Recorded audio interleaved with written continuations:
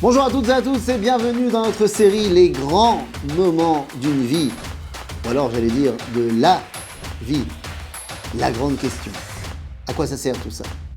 Et peut-être la question la plus centrale dans les grands moments d'une vie, eh bien c'est le mariage, évidemment. Il fallait bien qu'on y arrive. On a parlé de la Brit Mila, on a parlé de la Bar Mitzvah, Bat Mitzvah, on a parlé de quand on est célibataire et que, à un moment donné, il faut parler du mariage. À quoi ça sert le mariage? Les amis, venez, on fait d'abord simple. La première chose, pourquoi on se marie, tel que c'est marqué dans la Torah, Alken ya'azov ish et aviv ve'et imo ve'davak be'ishto ve'yu lebasar echad. À un moment donné, l'homme doit quitter le cocon familial de papa et maman, s'attacher à sa femme. Pourquoi? Pour devenir une seule chair. Nous dira Rashi, c'est qui cette unique chair? C'est l'enfant. En d'autres termes, d'abord et avant tout, tu te maries parce que tu prends conscience que tu as besoin de continuer quelque chose après toi. Et en fait, tout est dit. Le mariage, c'est pour quelqu'un d'autre. Tu te maries pas seulement pour te faire un kiff. Évidemment que c'est un kiff pour toi. Mais tu te maries d'abord et avant tout pour Tikkun Olam Bemalchut Shaddai. Qu'est-ce que ça veut dire que cette histoire? Corriger le monde entier. Il y a un texte dans la Mishnah, dans le traité de Eduyot, qui est très bizarre, qui nous dit un statut. À l'époque, vous savez, il y avait l'esclavage. Alors on se pose la question, qu'est-ce qui se passe avec un homme qui est moitié esclave, moitié libre? C'est-à-dire qu'il était l'esclave de deux patrons, et il y en a un des deux qui l'a libéré, l'autre qui l'a pas libéré. Alors il y a un grand débat entre les élèves de Hillel et les élèves de Shammai. Qu'est-ce qu'on fait avec ce bonhomme-là? Est-ce que on le libère complètement et puis il doit payer à son ancien patron ou pas? Et en fait, la grande question est de dire, un homme qui serait moite-moite, on a un problème, il peut pas se marier. Parce qu'il peut pas se marier avec une femme libre parce qu'il est à moitié esclave. Il peut pas se marier avec une femme esclave parce qu'il est à moitié libre. Alors que faire? Eh ben, il y en a un des deux qui propose et il dit, Hillel, c'est pas grave, il se marie pas, c'est pas grave. Et là, Beth Shammai dit, ça va pas ou quoi? Le monde entier n'a été créé que pour le mariage. Et là, Hillel dit, t'as raison. C'est une des seules fois d'ailleurs où les uns vont dire, non, c'est vous qui avez raison. Le monde entier? Mais oui. C'est quoi le monde entier?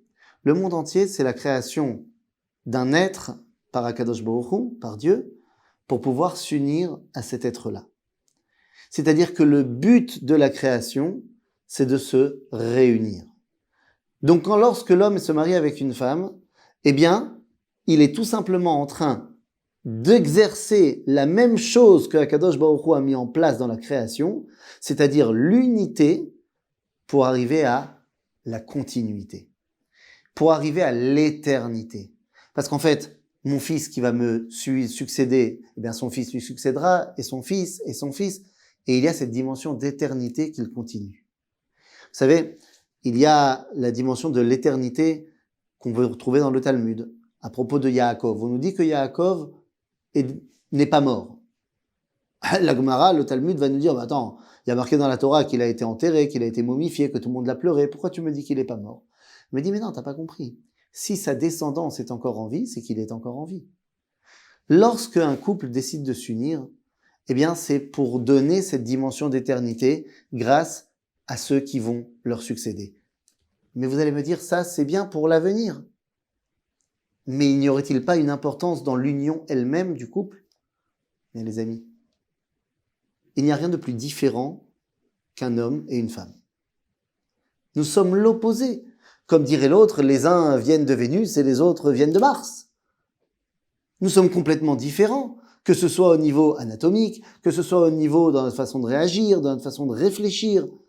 Ça ne veut pas dire du tout que l'un est meilleur que l'autre, mais nous sommes complètement différents. Unir deux choses qui sont pareilles, en fait, ça n'a rien d'extraordinaire.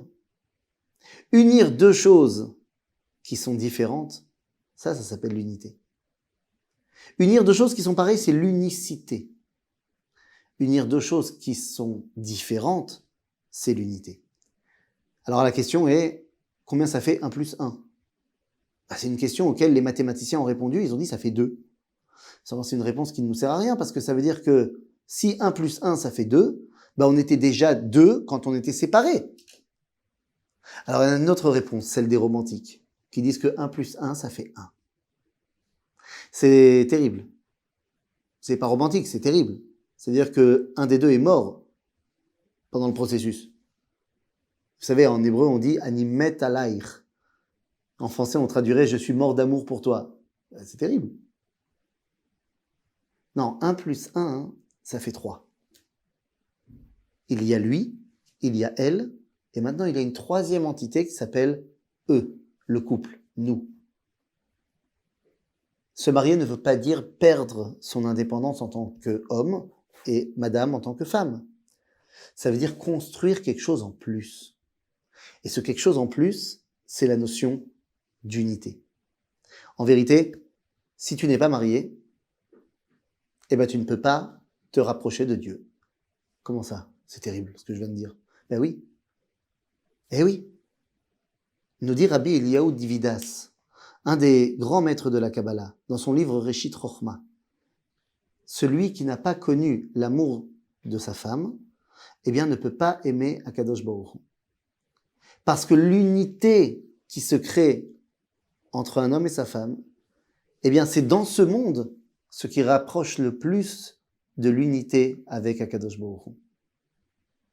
Il n'y a rien de plus sain qu'un homme qui s'unit à sa femme. Évidemment, au moment où il faut, à l'endroit où il faut, comme il faut. Mais c'est dans le judaïsme l'acte le plus kadosh, le plus élevé, le plus extraordinaire qui soit. Parce qu'il s'agit de echad, de artout. Et je vais vous dire quelque chose. Dans la Mishnah et la Halacha, on va nous dire la chose suivante. Une phrase très bizarre.